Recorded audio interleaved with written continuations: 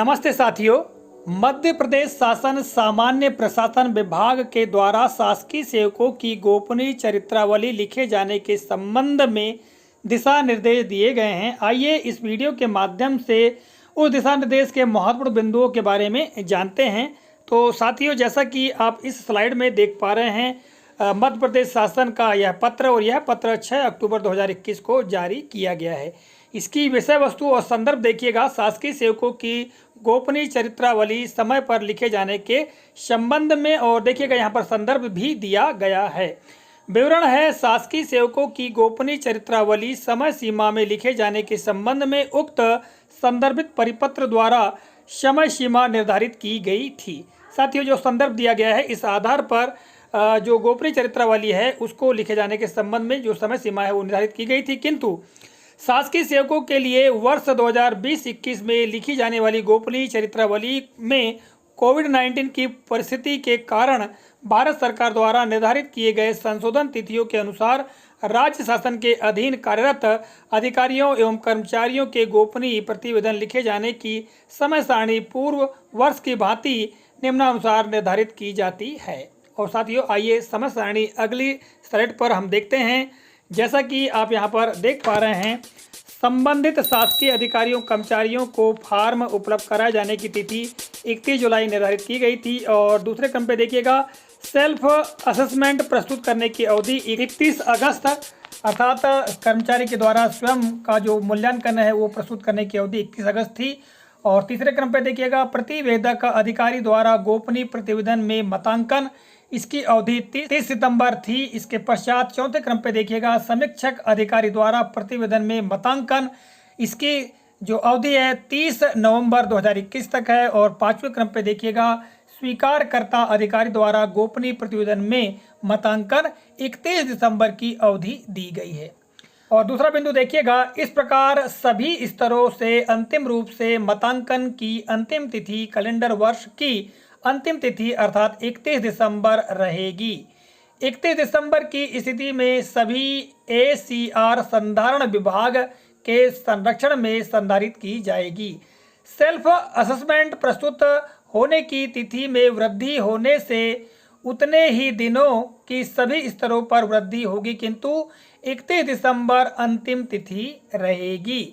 अगली स्लाइड में देखिएगा, बिंदु क्रमांक 3, स्वमूल्यांकन प्रस्तुत करने के लिए अंतिम तिथि 30 जून तथा सभी स्तरों से मतांकन पूर्ण किए जाने के लिए अंतिम तिथि 30 नवंबर रहेगी। प्रतिवेदक अधिकारी एवं स्वीकारकर्ता अधिकारी के लिए 2 माह तथा समीक्षक अधिकारी के लिए 1 माह की समय सीमा होगी।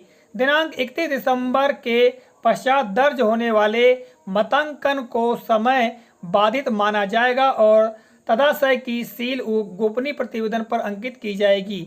यदि संबंधित अधिकारी कर्मचारी ने अपना स्व मूल्यांकन ही उसके निर्धारित अंतिम तिथि 30 जून तक प्रस्तुत नहीं किया है तो उसे भी समय बाधित माना जाएगा और तदाशय की सील गोपनीय प्रतिवेदन पर अंकित की जाएगी और प्रतिवेदक अधिकारी गोपनीय प्रतिवेदन बिना स्व मूल्यांकन कर लिखेंगे।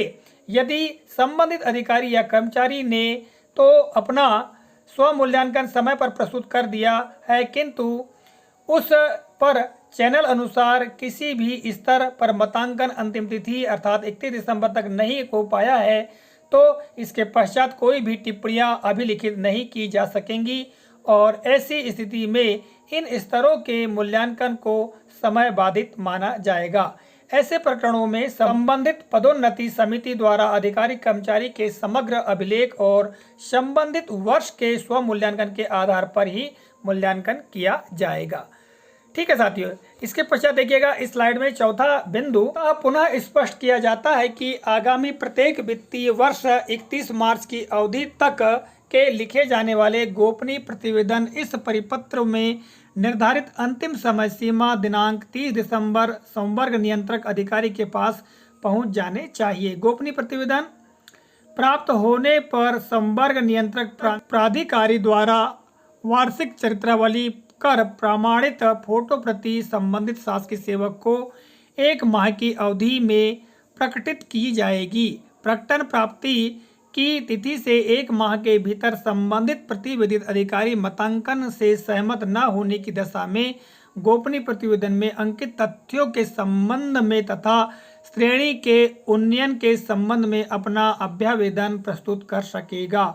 समयावधि में अभ्यावेदन न प्रस्तुत करने की दशा में वार्षिक चरित्रावली अंतिम मान ली जाएगी। सक्षम अधिकारी को तथ्यों को वस्तुनिष्ठ रूप से विश्लेषित करते हुए अर्धन्यायिक तरीके से अभ्यावेदन का निराकरण अभ्यावेदन प्राप्ति के 1 माह के अंदर करना होगा।